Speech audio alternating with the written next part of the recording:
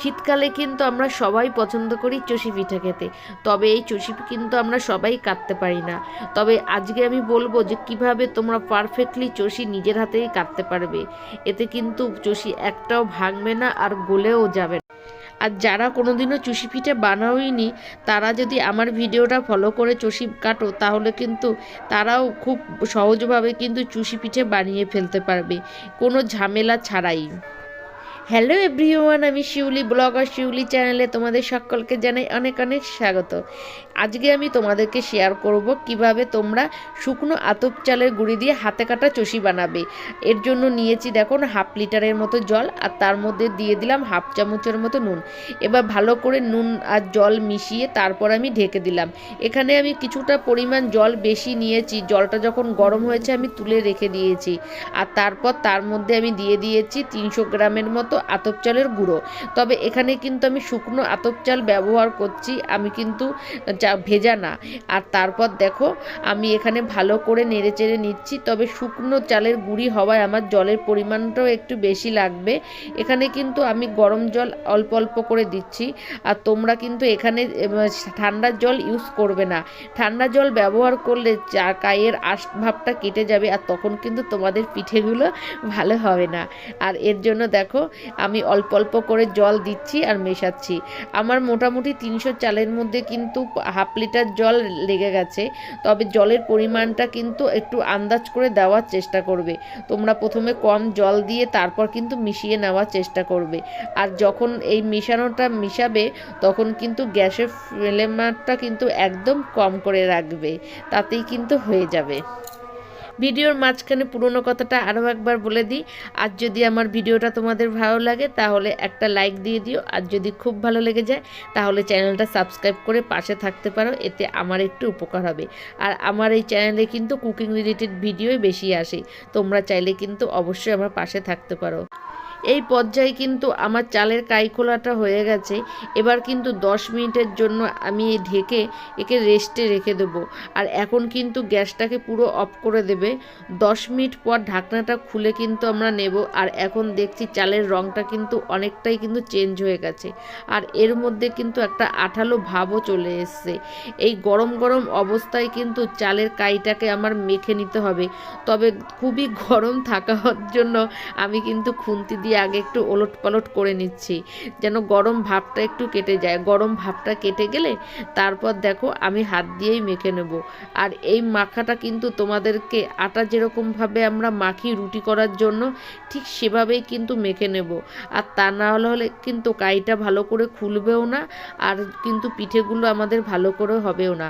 চুষির ক্ষেত্রে কি হয়, যদি ঠিকভাবে কাইটা খোলা না হয় না, চুষি যখন আমরা দুধের মধ্যে দেব হয় গলে যাবে, ভেঙে যাবে, আর না হলে কিন্তু দলা পাকিয়ে যাবে। তখন কিন্তু জিনিসটা খেতে কিন্তু একদম বিচ্ছিরি হয়ে যাবে। তখন কিন্তু সেইটা কিন্তু আর চুষির মতো থাকবে না। একটা চাল ঘোলা জাল দিলে পরে যেরকম হয় ঠিক সেভাবে কিন্তু একটা হয়ে যাবে। তার জন্য কিন্তু আমাদের এই যে চালের কাই খোলাটা, এটাকে কাই খোলা বলে, এটা কিন্তু খুব ভালোভাবে আমাদেরকে খুলে নিতে হবে। আর এখন কিন্তু একটু চেপে চেপে আমরা মেখে নেব। আর যতক্ষণ না আমাদের আঠালো ভাবটা আসছে ততক্ষণ কিন্তু মাখবো। তবে মাখতে মাখতে তোমরা বুঝতে পারবে যে এই যে মানে যেই পাত্রে তোমরা মাখছো তার গায়ে কিন্তু আর কিছু লেগে থাকবে না, সবটা কিন্তু ছেড়ে ছেড়ে চলে আসবে। আর এই গরম অবস্থায় যদি কাজটা আমরা না করি তাহলে কিন্তু আমাদের আর হবে না। আর ঠান্ডা অবস্থা করতে গেলে কিন্তু এই কাইখোলাটা আর হবে না। আর যারা তোমরা নতুন আছো তাদের একটু অসুবিধা হবে, কষ্ট করে কিন্তু তোমরা এই গরম অবস্থায় মাখার চেষ্টা করবে, এতে কিন্তু তোমাদের কিন্তু কাইখোলাটা বেশি হবে। তবে এইভাবে কিন্তু তোমরা যখন পুলি পিঠা করবে এই সেম প্রসেসেও কিন্তু কাই খুলে নিয়ে কিন্তু তোমরা পুলি পিঠা করতে পারো, সেটা শুদ্ধ পুলিই হোক আর দুধ পুলিই হোক। এর জন্য কিন্তু অন্য কোনো টেকনিকের প্রয়োজন পড়ে না। আর দেখো কতটা আঠালো ভাব চলে এসছে। আর এই পর্যায়ে কিন্তু আমি একে কিন্তু ঢেকে রেখে দেব।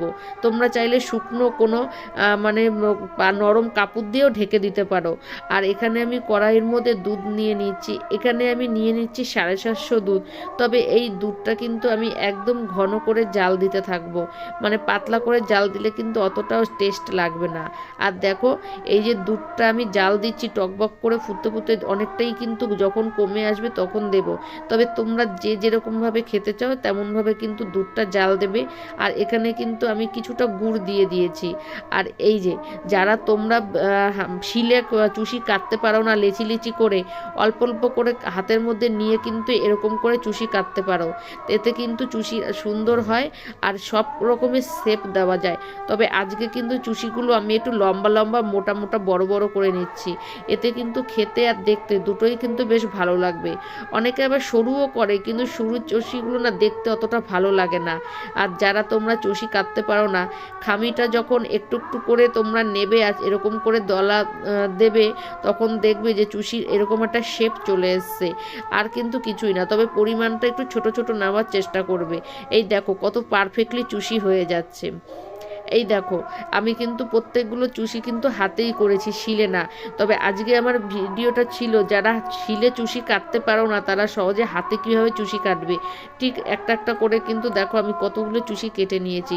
তোমরা চাইলে কিন্তু এভাবে সুন্দর পারফেক্টলিভাবে কিন্তু হাতেই চুষি কাটতে পারো, এর জন্য কিন্তু শিলের কোনো প্রয়োজন নেই। এখন দেখো দুধটা আমার কিন্তু অনেকটাই কমে এসছে, আর কিন্তু কিছুটা দুধ আমি এখান থেকে তুলে নিয়েছি, হাফ দুধ হয়ে গেছে এখন আমার। আর আমি সবটা দুধ কিন্তু আমি চুষির জন্য ব্যবহার করছি না, কারণ অতটা দুধ কিন্তু আমার প্রয়োজন নেই। আর এখানে দেখো এবার আমি এর মধ্যে চুষিগুলো দিয়ে দেবো। তবে চুষিটা যখন তোমরা দেবে তখন কিন্তু অবশ্যই গ্যাসের ফ্লেমটা হাই রাখার চেষ্টা করবে, না হলে কিন্তু একটার গায়ে একটা কিন্তু লেগে যাবে। আর এখানে কিন্তু চুষিগুলো যখন কেটেছি তখন কিন্তু অল্প একটু চালের গুঁড়ি আমি ব্যবহার করেছি, না হলে কিন্তু এত সুন্দর কিন্তু হতো না চুষিগুলো কাটা। আর তা না হলে কিন্তু হাতে একটা লেগে যাওয়ারও কিন্তু ভয় থাকতো।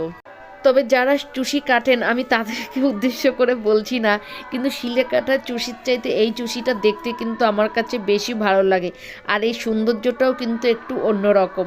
তবে সেই চুষির সঙ্গে এই চুষি কিন্তু খেতেও কিন্তু একই স্বাদের, তবে তার জন্য কিন্তু আলাদা কোনো টেস্টেরও পরিবর্তন হয় না।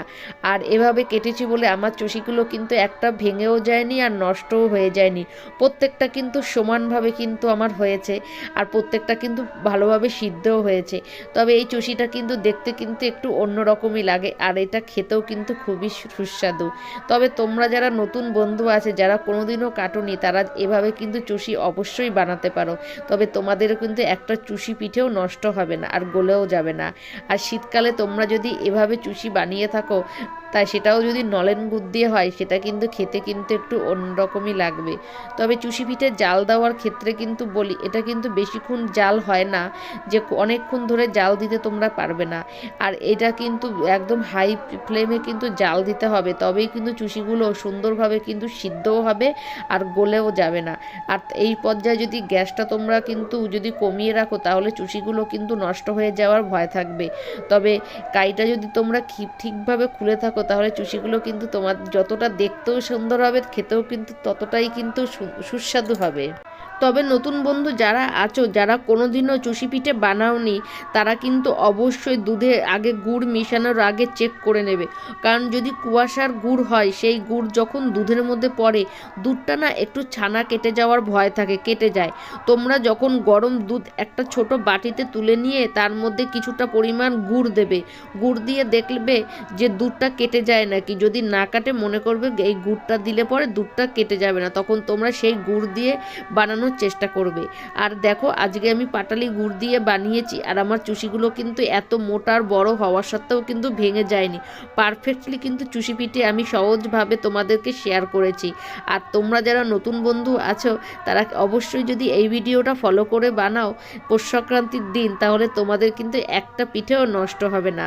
তবে এই পিঠে দেখতে যতটা সুন্দর, খেতেও কিন্তু ততটাই কিন্তু সুস্বাদু। ব্যাস এই ছিল আজকে আমার শুকনো আতপ চালের গুঁড়ি দিয়ে চুষির পায়েস। তবে এই চুষির পায়েসের রেসিপিটা তোমাদের কেমন লেগেছে অবশ্যই আমাকে কমেন্ট করে জানিও। আজকের ব্লগটায় আমার একটু বাইরের সাউন্ড চলে আসছে, কারণ ওয়েট করতে করতে শেষ রক্ষাটা আমি আর করতে পারলাম না। আর আশা করব ভোজন রসিক বাঙালিরা পৌষ সংক্রান্তির দিন তোমরা বাড়িতে অবশ্যই এই আতপ চালের হাতে কাটা চুষির পায়েস তোমরা ট্রাই করবে। আশা করব তোমাদের রেসিপিটা আজকে ভালোও লেগেছে। আর এর সাথে সাথে আজকের ব্লগটাও আমি শেষ করে দেবো। আশা করব আজকের ব্লগটা তোমাদের ভালো লাগবে। ভালো লাগলে চ্যানেলটাকে অবশ্যই লাইক, শেয়ার আর সাবস্ক্রাইব করবে। সাবস্ক্রাইব করার পর বেল বাটনটা অবশ্যই প্রেস করবে, এতে নতুন কোনো ভিডিও নোটিফিকেশন সবার আগে তোমাদের কাছে চলে যাবে। আবার দেখা হবে নেক্সট ব্লগে, ততক্ষণের জন্য টাটা।